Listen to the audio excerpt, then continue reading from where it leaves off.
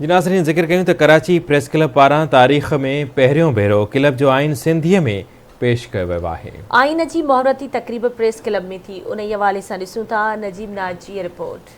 Karachi press club जे सिंधी में आइन जी मोहरती तक़रीब जी सदारत क्लब जे सदर ऐं नामियारे शाइर फाज़िल जमीली कई, जॾहिं त क्लब जे जनरल सेक्रेटरी रिज़वान भट्टी, सोहेल सांगी, नसीर एजाज, अब्दुर्रज़ाक सरोई, इम्तियाज़ फारान, जावेद महर, वहीद राजपर, रशीद मेमून, आजिज़ जमाली, काज़ी आसिफ, महेश कुमार, शेर मोहम्मद ख्वावड़, हमसफ़र गाॾई ऐं नसरुल्ला जमाली समेत सहाफ़ियनि वॾे अंग में शिरकत कई। तक़रीब खे ख़िताब कंदे सोहेल सांगी, फाज़िल जमीली, नसीर एजाज ऐं ॿियनि जो चवणु हो त जिते मुल्क जे आइन जो तरमीमनि बाद सिंधी में तर्जुमो न कयो वियो हुजे, उते कराची प्रेस क्लब पारां पंहिंजो आइन सिंधी में तर्जुमो करणु हिकु बहितरीनु कमु आहे। हुननि चयो त सिंधी ॿोली खे अहमियत ॾियारण लाइ हुकूमत पंहिंजो किरदारु अदा करे। असांजे मुल्क जो जेको आइन आहे उहो ख़ुदि बि अञा ताईं हिकिड़ो ई दफ़ो जॾहिं भुटे साहिबु 73 में आइन ठाहिरायो तॾहिं सरकारी तरह सां तर्जुमो थियो। उनखां पोइ सरकारी तरह सां मुल्क जे आइन जो बि को तर्जुमो थियलु मौजूदु कोन्हे। उनखां पोइ जेतिरियूं बि उन में तरमीमूं थियूं आहिनि उहे सरकारी तरह सां तर्जुमे जी सूरत में मौजूदु न आहिनि। त मुंहिंजे ख़्याल में हीउ हिकिड़ो press club, Karachi press club हिकिड़ो तमामु वॾो क़दम खयो आहे।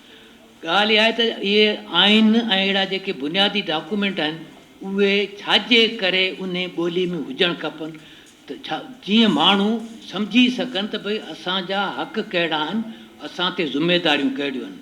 ऐं जेकॾहिं असांजी स्टेट, असांजो मुल्क, असांजी हुकूमत उहा नथी चाहे त माण्हू सम्झी सघनि त उनजा हक़ छा आहिनि, उनजा फ़र्ज़ छा आहिनि, नतीजे में उहो उन्हनि सां अहिड़ो ई सलूक करे पई जो उन्हनि आइन बि पंहिंजो सिंधी में अञा ताईं असांखे न आहे ॾिनो।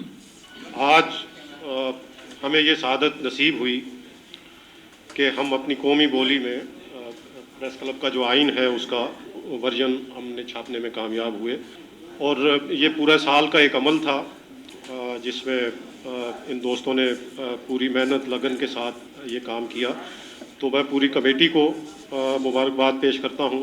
कराची प्रेस क्लब जब से मार्ज़ वजूद में आया है उससे और उसका आइन जब बना तो वो ज़ाहिर है इंग्लिश में था, और उसके बाद उर्दू वर्जन उसका वो भी हमारे दोस्तों ने किया, और अब ये जो हम सिंधी वर्जन आज जिसकी लॉन्चिंग हम कर रहे हैं, तो एक तरह से ये पाकिस्तान का पहला प्रेस क्लब बन गया है कि जिसका आइन एक 3 ज़बानों का गुलदस्ता जिसे कहना चाहिए वो बन गया है। कई प्रेस क्लब्स हैं, तो उसकी बुनियादी वजह यही है कि वहाँ आइन और कानून की अमलदारी नहीं है।